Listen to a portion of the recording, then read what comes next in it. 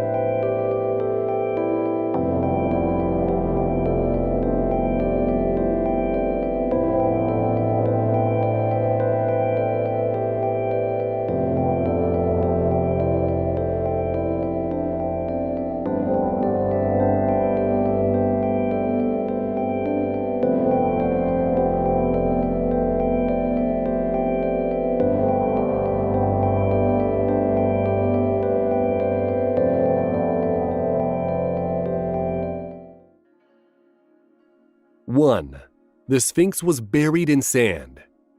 Many archaeologists have gone to Egypt throughout the years to try to unbury the secrets of the pyramids and the Sphinx. However, the majority of them in the early years only saw part of its head.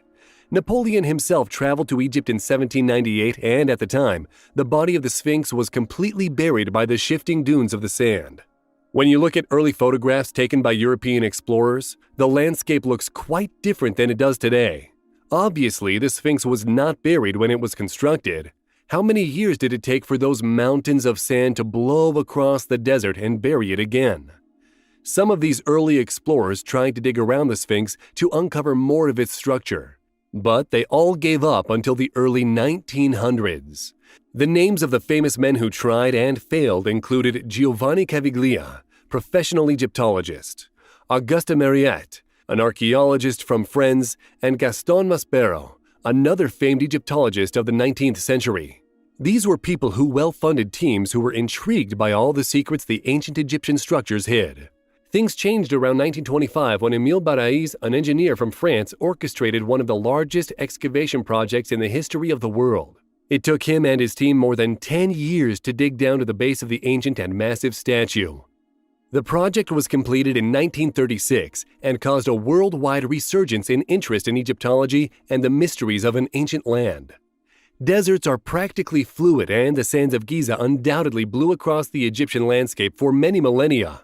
Of course, when the Sphinx was built, it would have been exposed for all to see. If the sand buried it that much since it was constructed, it brings to mind questions about what else is below the sand. In fact, some wonder if the pyramids are partially buried as well.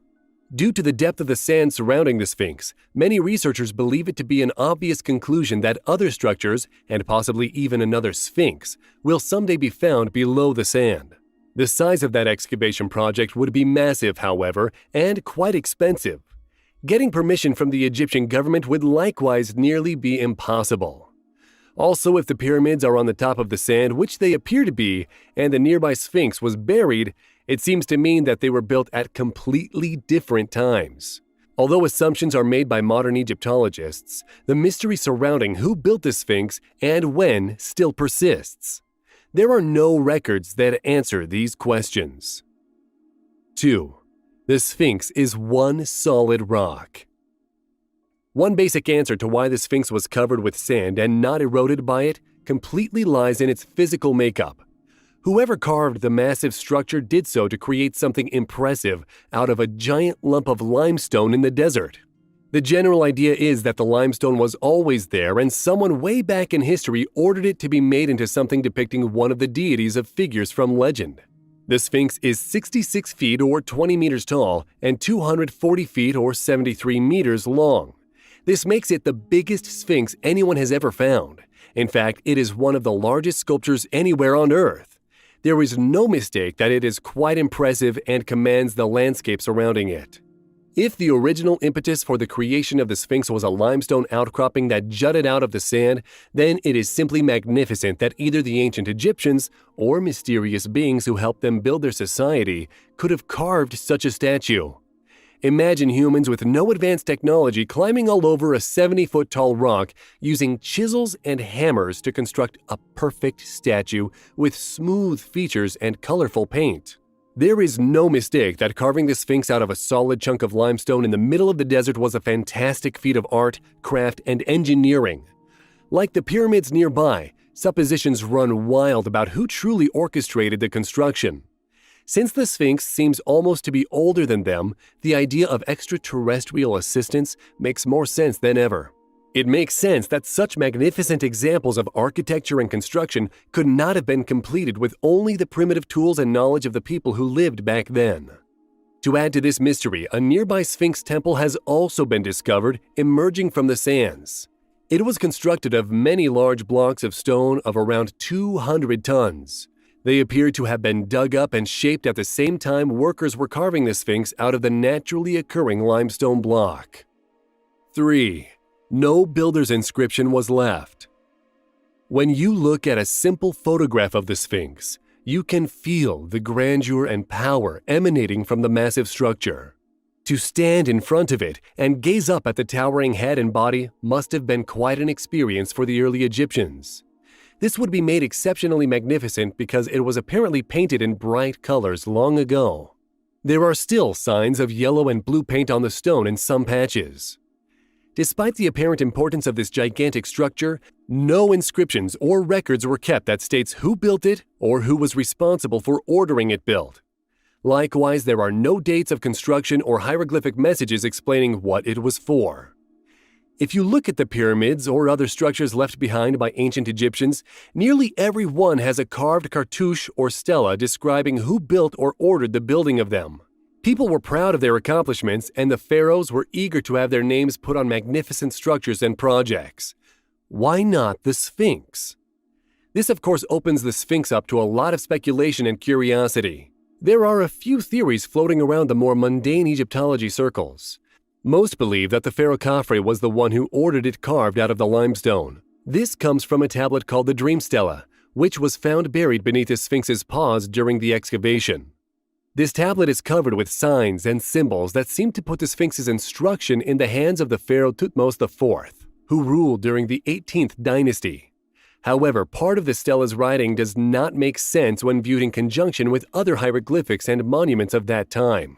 Instead of stating unequivocally that Thutmose had the Sphinx built, it tells a pleasant story about him falling asleep in its shadow and waking up to learn that he would arise to be the king with the help of Harmachis, a god used in Egypt who may or may not be represented by the Sphinx. Sometimes called Horus of the Horizon, he was also part of the Greek pantheon under this name. How historians move from a tablet with the story of a sleeping prince to the assumption that Thutmose had the Sphinx built makes no sense at all. In fact, it seems all the Dream Stela does is relate who was responsible for creating the tablet itself. 3. The Sphinx speaks to pharaohs. According to folklore passed down through ancient Egypt, the King Thutmose IV did not give up this habit of sleeping in front of the Sphinx even after he grew up. These stories tell of a Sphinx that is already buried in the sand so that only its head sticks out. This alone makes the idea that he had anything to do with its construction impossible. The story that the Sphinx's head was sticking out of the sand also indicates that he was alive and well after the Sphinx was built, and not nearly at the same time. After all that sand could not fill the gap in just a few years or even 1 decade. In the stories, Thutmose would have wild dreams that the Sphinx talked to him regularly. He was supposedly instructed to uncover the Sphinx's body and, in return, the structure would magically make him the next pharaoh even though his lineage did not support his ascension to the throne. This legend, which is inscribed on the dream stela between the forelegs of the Sphinx, went on to describe how Thutmose woke up and immediately began digging up the Sphinx. There's no indication that he hired a large crew of laborers or used slaves to do the work. It did, however, say that he succeeded in his task, and thus became pharaoh over Egypt. If the dream stela is to be believed, the Sphinx was already well covered in the sand when Thutmose was young. He dug it up, something that took an organized, more modern crew of 10 years to accomplish many thousands of years later. And then the space around it filled in again after his death and before rediscovery by both local and European researchers. This makes the timeline of the Sphinx's existence seem longer and longer. Thutmose IV was the grandfather of another meaningful and rather controversial person who appears later in Egyptian history, the Nephilim-looking Akhenaten. He was King Tut's father. What made him mysterious was his supposed claim to be the last alien pharaoh of Egypt. In all imagery, his skull was elongated, his body weak, and his legacy rather sullied. 3 tombs were found for him, one with his actual mummified body and a damaged death mask that showed the priests did not favor with him. Perhaps his alien DNA, formerly a source of strength for the people there, had dwindled down to a problem. At any rate, this could place Thutmose IV as one of the offspring of extraterrestrial visitors. Did the Sphinx itself tell him to unbury its massive bulk from the sand, or was it one of the beings who led him and his people who came from another world? 4. More than one Sphinx? The desert land in Egypt is vast and mostly unexplored by experts or archaeologists. If the entire Sphinx was buried in the sand at one time up to its neck, it stands to reason that more magnificent structures could also be hidden in the sands of time. There could be dozens or even hundreds that have yet to be unearthed or perhaps never will be. This is especially true because the Egyptian government frequently turns down requests at archaeological digs and surveys. One of the things that some scholars say may be a very good possibility is that there could be a second Sphinx hidden under the sand. Of course, many things could be hidden from view in the land occupied by the ancient Egyptian civilization. The suggestion that a Sphinx is near the first one has been put forth by Jerry Cannon and Malcolm Hutton, popular researchers and authors who share this idea. They want to publish their theories and share them with the curious world. The main reason why these researchers believe another Sphinx is a possibility lies with the Egyptian artwork found in many places. In the majority of Sphinx pictures or carvings, there are 2 facing each other rather than one alone. Not only does this idea of a second Sphinx make sense for this reason, they believe that the pair would represent the ancient Egyptian belief that the sun transformed into the moon and then back again as the day and night changed. Another apparent use of the Sphinxes and other pieces of artwork was as guardians at gates or at entranceways to the land of the dead. Egyptians called these places where the dead dwell necropolises. entryways flanked by animalistic deities, sphinxes, or other animals are occasional motifs in their art. If there is not another massive sphinx carved out of stone under the sand, it is possible that another one was planned or started and then abandoned. Perhaps this appeared as the ones orchestrating the building left the land, or when the climate changed and the sand began to bury the finished one. This also presumes the Egyptians built the Sphinx and not alien gods. 5. The Sphinx has existed since the first times. Because the Sphinx was buried and the pyramids of Giza were not, it already stands to reason that they were not contemporaries of each other. Combine this with no records of the Sphinx being built, and the origin stories burst wide open to various theories and speculations. If we look back at the dream stela that spoke of the pharaoh-to-be uncovering the Sphinx, we find that it gives more information about when the structure may have come into being. The dream stela does not tell the story about the Sphinx being built. Instead, it talks about it being uncovered. This means it existed long before the stela was put in place. There is only one line that says anything about the Sphinx's age. Quite simply and clearly it says, "I have been here since the first times." This not only highlights the origin of the Sphinx, but also speaks of a mysterious time when modern man originated as well. The ancient Egyptians called it Zep Tepi. These first times were described in various records and ancient writings as being when deities and humans walked the earth together. Of course, there are some who speak against the ancient Egyptian idea and that Zep Tepi is simply a folktale with no basis in fact. Egyptology detests the Zep Tepi concept, and associated followers of Horus, called the Shemsu Hor, presumably as it directly speaks of alien origins, whether you label them deities, Atlanteans, Nephilim, or the 8 progenitors of ancient Egypt called the Ogdoad. Egyptology on many occasions, including the Sphinx, professed to know more about ancient Egypt than the ancient Egyptians themselves. However, these days it's more difficult for them to get away with this. The monopoly on information is much less. After all, the Egyptian deities have strong ties to earlier Sumerian gods and goddesses called the Anunnaki. These known facts from other archaeological fields are outside their control. The Anunnaki were said to have come to Earth even before modern humankind existed and help orchestrate their evolution for various purposes. Ancient Egyptians believed their pharaohs to be both men and gods, which aligns with the idea of the Anunnaki and human hybrids. Various beliefs about the 3 pyramids of Giza have existed for many years, including one that says they are much older than Egyptology knowledge states. If the pyramids and the Sphinx are older than the last ice age, the question about who built them obviously becomes much more interesting. Although some may dismiss these ideas as unbelievable, the amount of actual evidence for them cannot be denied. Its age is truly in question. Dates of the Sphinx have been thrown out to be 4,500 years old, 7,000 BC, 12,000 BC, one precessional cycle 26,000 years or more, and even 800,000 years old. Why would this ancient structure in Egypt, if more than 8,000 years earlier than mainstream research suggests, be known to the ancient Egyptians in Zep Tepi terms? If truly older, it must have been relatively close in time to them to attribute the companions of Horus and deities as builders. Perhaps as far as a precessional cycle, but further than that seems unlikely. 6. Geology points to earlier times. The scholars who say the Sphinx was built only about 4,000 years ago do so mainly because that seems to be the height of ancient Egyptian civilization in that area. However, recently this has more to do with the fact they have not dug any deeper after finding the first clues. As research continues and various types of documentation are compared between civilizations, a much earlier date of construction becomes obvious. The late John Anthony West, a pioneer, a genius in independent Egyptology, studied the massive chunk of limestone that the Sphinx was carved out of for many years. With a footnote in a book by R.A. Schwaller de Lubigx, he found definite evidence of water erosion on the sides of the massive structure. Instead of it being sudden due to rainfall after the excavation process completed, the damage appears to have taken hundreds or even thousands of years. He rallied around top geologists to confirm or prove the words of R.A. Schwaller de Lubigx.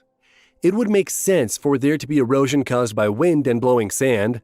Logic tells us that the Sphinx was completely uncovered while it was being built, and probably for some time after that. Then it was covered by sand for a while. The dream stela mentioned above tells the fable about how it was uncovered once more. Finally, more sand came to bury it up to its neck before more modern archaeologists dug it out at last. However, wind and sand create different patterns of erosion than water does.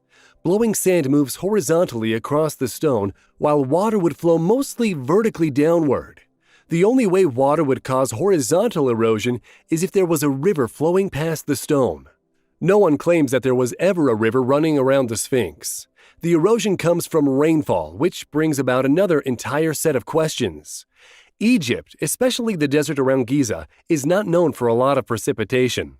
In fact, physical records of the Earth show that the majority of the rain fell anywhere from 8,000 to 12,000 years before that. John Anthony West openly stated the Sphinx comes from a much older civilization of highly intelligent and creative people that existed 12,000 years ago as a minimum. But he liked the idea of a full precessional, some 26,000 years. As the Ice Age, 12,000 years, was a tumultuous time to build anything, never mind the Sphinx. If you delve deeper into the mysteries of these huge construction projects focused on ancient gods and kings, you find some people who put the Sphinx's construction date even earlier than that. 7. Was the Sphinx really Anubis? Trying to figure out who or what the Sphinx represents has always been a struggle for researchers and historians too. The mundane explanation is that the face shows the pharaoh Khafre, but other more intriguing explanations exist. Did they build such a massive structure of an animalistic shape for a simple king? Or was it a gigantic representation of something that was never human? Although some people put forth the idea that the Sphinx could be a lion crouching in the sand or constructed to honor the constellation Leo, these ideas have little support or evidence. First of all, the way the Sphinx is lying does not match how a lion crouches down. Second, the artwork and records from the Egyptian society we know about do not put lions in any important places or give them special status. It does not make sense that such a massive undertaking would happen for an ordinary animal that had no strong symbolic meaning to the people of the time. When it comes down to physical accuracy and societal status, one animal-like figure does exist in ancient Egypt, however. Anubis, a god that took the form of a giant dog, was responsible for guarding the necropolis, or the city of the dead. What could indicate that spot where the dead lie better than 3 giant pyramidal tombs? If you look at a picture of Anubis lying down and the Sphinx overlaid on it, it makes perfect sense that the giant statue was originally representative of the Anubis god. The face, of course, is quite a bit different now. Anubis, like the tall, thin hounds found in Egypt and other desert countries back then, had straight, tall ears and a long, pointed snout. If the Anubis figure was built 12,000 years ago with a long snout and ears, a much later pharaoh could have ordered it changed to suit his own ego. It seems this type of change or reclaiming older temples, tombs, and art pieces were done regularly all around the globe. 8. The Temple of Osiris is real. Within the Egyptian pantheon, some gods and goddesses were said to be real, physical beings, while others were more like current-day deities, only ideas or concepts. The deities with physical bodies who walked among the humans of the time are very similar to the Anunnaki and other extraterrestrial beings from Sumerian and other ancient cultures. Osiris is commonly thought to be one that falls into the latter description of the gods of Egypt. He was never said to have taken physical form. One curious find near the Sphinx flies in the face of this commonly held belief, however. A building adjacent to the Sphinx has a long shaft leading inside to a chamber. Clearly written here is a sign that says the shaft leads to Osiris's tomb. How could the mere concept of a god have an actual final resting place? Or is it possible that this god really lived as a physical being? When taken into account with the other evidence of outside influences on the ancient Egyptian and other civilizations, the idea that a god was both physically present and absent makes some sense. This is especially true with the alien theory of ancient gods. Whichever one represented Osiris could have been away from Earth for much of the time, but succumbed to age or illness while here and was buried in the tomb near the Sphinx. Researchers who had wider interest in multiple ancient civilizations and how they were affected and influenced by godlike extraterrestrials introduced another possibility. The Sumerian Anunnaki are represented in Egypt by many from their pantheon of gods and goddesses. Osiris, Anubis, and other deities could have been real beings who were worshipped due to their advanced technology and the assistance they gave the people of the time. It fits with the alignment of the pyramids and the Sphinx, this mysterious tomb of a god that supposedly had no physical body, and the newer revelation of similar structures on the surface of Mars. The tomb itself is quite complex. It has multiple passageways and chambers with carvings and bas-relief pictures representing Osiris in his guise as the god of the underworld. The legends surrounding this unique god include living, dying, and being brought back to life, possibly with some advanced medical technology. A goddess being impregnated with a golden phallus with the god's seed in it, possibly some type of medical fertility system between the alien beings and humans, and the ultimate birth of sons who would bring forth new light and evil. 9. The Sphinx guards the Hall of Records. Mysterious shafts leading to tombs of beings either godlike or extraterrestrial make the area surrounding the Sphinx mysterious enough. The idea that there are hallways or chambers inside or underneath the massive structure also intrigue researchers and scholars. After all, there are many inside and around the pyramids nearby. Undoubtedly, there are many more that have not yet been found below the shifting sands of the Giza Plateau. Many have studied the possibility of a hall of records in the ground underneath the main Sphinx statue. This would have likewise been carved out of the solid limestone native to the part of the desert. With the history of deep sand filling in and being dug out of the space around the Sphinx multiple times, any passages or chambers underneath could be well covered. This hall has been mentioned in legends and tales of long ago, and its knowledge is said to cover everything from the more mundane parts of ancient Egyptian history to time all the way back to the beginning of humankind's adventure on the planet. The knowledge contained within on papyrus scrolls and tablets could rival that of the lost Library of Alexandria. Some even surmise that information about Atlantis and Nibiru, the Anunnaki gods' rogue planet, could exist in there. Were the beings who put down this knowledge alien beings who came down to engineer human civilizations and help people advance in amazing ways? Were these the same people who were lauded as gods and goddesses throughout the ancient world?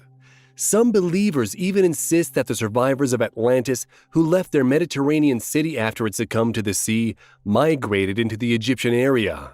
Perhaps it was them who stored their history and interactions with advanced guides from another world. Two ancient Greeks named Herodotus and Strabo recorded what they said they personally witnessed of the vast underground libraries before they disappeared beneath the sands. They described the spaces as vaster than any library in Greece. This underground labyrinth of rooms was actually discovered and quickly suppressed a bit farther away from the Sphinx. One expert who has helped reveal a lot of the details about this Hall of Records is the renowned psychic Edgar Cayce. Through his channeling and far-seeing abilities, he has provided a detailed look through the rock and under the Sphinx into this Hall of Records. His predictions and viewings of such mysterious places have proven accurate in the past, so many believe what he says about this one. The sheer curiosity aroused by his and other claims of a chamber underneath the Sphinx that contains the secrets of thousands upon thousands of years should result in further exploration. While the Egyptian government blocks some examinations, more people become curious about what is hidden underneath the enigmatic Sphinx. 10. The empty artificial space underground. One team was allowed to access the site for the express purpose of attempting to locate any open chambers under or in the Sphinx. Dr. Joseph Shore and Joe Yahoda used seismic technology to scan the rocky ground below the structure in 1997. What they found aroused even more curiosity in the research community. Where Edgar Cayce had prophesied an empty chamber, the seismological scans discovered one. Some suggested it could be a natural opening in the rock, but the research clearly showed 90-degree angles at walls, floor, and ceiling. It simply appears too precise to be anything but a purposeful construction. Shore and Yehuda, among others with interest in the secrets of Egypt, have stated that the space they discovered must have been artificially created and not a natural fault in the rock. Now, this empty space did not mimic the vast halls and tunnels stretching between the Sphinx and the pyramids that Edward Case spoke of. The largest space, as determined by seismological research, lies approximately 25 feet below the Sphinx's outstretched front feet. Other smaller but still seemingly unnatural spaces and tunnels may have been detected. Even with this scientific proof that something lies beneath the Sphinx, the Egyptian government refused to let anyone explore further. Other groups and scientific teams constantly seek permission to examine the Sphinx, the pyramids, any possible tunnel system between them, and even simple external examinations, but they are all denied. Perhaps the Egyptian government does not want anyone but their own ancestors to be responsible for these wonders of the world. Perhaps they know something fantastic that they do not want anyone else to know. No matter what their reasons for keeping additional researchers and archaeologists away from the Egyptian wonders of the world, their efforts have stymied potential advancements the research communities could make towards solving these and other mysteries of the Sphinx. Who or what is the Sphinx supposed to represent? Was it just an animalistic representation of a popular pharaoh, or the image of the god of death himself? Why was it built and by whom? What is in the mysterious chamber hidden underneath? And why is there a nearby tunnel to a tomb of a god said to have no physical form? Mystery and suppositions swirl around the massive stone structure that towers above the Egyptian landscape. For time uncounted, it lay buried in the sand. When excavated at last, it shows signs of water erosion that could only come from tens of thousands of years earlier than it was supposedly built. As more details emerge, the weathered face and solid stone body grow more mysterious. References, scientific research, and mystical vision by trusted experts swirl together to create a history much older than originally thought. This history that aligns with tales of ancient extraterrestrial beings like the Anunnaki of Sumerian lore. The idea that aliens helped to build the massive pyramids of Giza is well documented. Perhaps they had a hand in the Sphinx's construction as well. In the end, more questions than answers remain about the Sphinx that stands guarding the tombs of the dead in the Giza desert. Hopefully, restrictions on research will lessen as time goes by, and more secrets can be revealed about the mysterious and intriguing Sphinx.